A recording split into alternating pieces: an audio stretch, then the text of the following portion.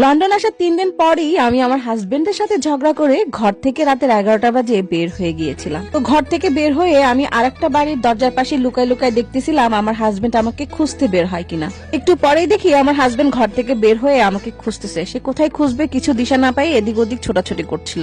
So আমার হাজবেন্ডকে অস্থির অবস্থায় দেখে আমার এত বেশি খারাপ লাগে, আমি লুকানো অবস্থা থেকে বের হয়ে বাসায় চলে আসি। এর ঠিক 2 দিন পরে আমাদের আবার ঝগড়া লাগে এবং আমি আবার ঘর থেকে বের হয়ে যাওয়ার চেষ্টা করি। আমার কাছে মনে হয় বিয়ের প্রথম প্রথম আমার অনেক বেশি জেদ ছিল।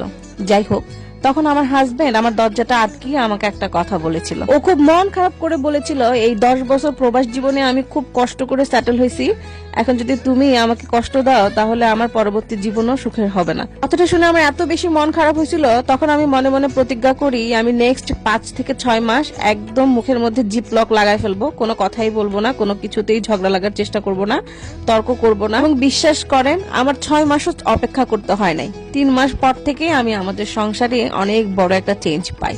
প্রথম আমার মনে হতো মাহিন আমাকে একদমই বুঝে না, কিন্তু ঠিক 3 থেকে 4 মাস পরে আমার মনে হতে শুরু করে না, মাহিন আমাকে এখন অনেক বেশি বুঝে। এই কথাগুলো বলার কারণ হচ্ছে হাজার হাজার আপুর মেসেজ পাচ্ছি তাদের সংসারের সমস্যা নিয়ে। আপুরা, তোমাদের সংসারের সমস্যা তোমরা নিজেরাই সমাধান করতে পারো। সবার প্রথমে বোঝার চেষ্টা করো তোমার হাজবেন্ড তোমাকে ভালোবাসে কিনা। যদি ভালোবাসে তাহলে তার জন্য কিছুটা স্যাক্রিফাইস করো, অনেক বেশি ধৈর্য ধরো আর সংসারটাকে একটু পুরানো হতে দাও। তাহলে দেখবা অটোমেটিকই একটা সময় এসে সংসারটা সুখের হয়ে গিয়েছে।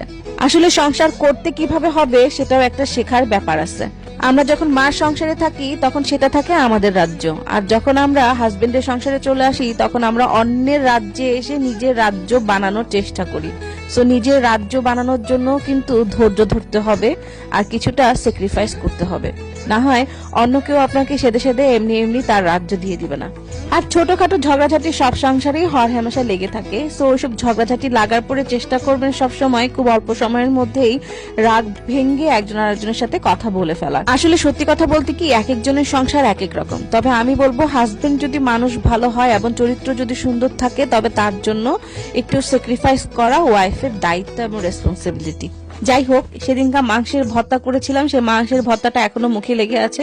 সো আজ হচ্ছে সিমটা অ্যাড করে আবার মাংসের ভর্তাটা বানিয়ে নিলাম। আমি কিন্তু বেশিরভাগ ভিডিওই দিই হইতেছে ভর্তা নিয়ে, কারণ ভর্তা আমার অনেক প্রিয়। ভর্তা হইলে মনে হয় যে ভাত খাওয়াটাতে অনেক বেশি শান্তি লাগে, তৃপ্তি লাগে।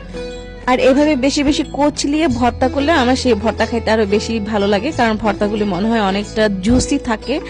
সো আমি একটু ভালো মতো কচলিয়ে নিচ্ছি, এমন ভাবে কষলাইতে হবে যাতে পেঁয়াজগুলো একটু রসা রসা হয়ে বের হয়ে আসে। এরপরে দেখবেন শুকনা মরিচের ঝাল আর কাঁচা মরিচের ঝাল দিয়ে মুখরোচক মুরগির মাংসের ভর্তা রেডি। সো সবাই ভালো থাকবেন, আগামীকাল আবার দেখা হয়ে যাবে নতুন কোনো ভিডিও নিয়ে। আল্লাহ হাফেজ।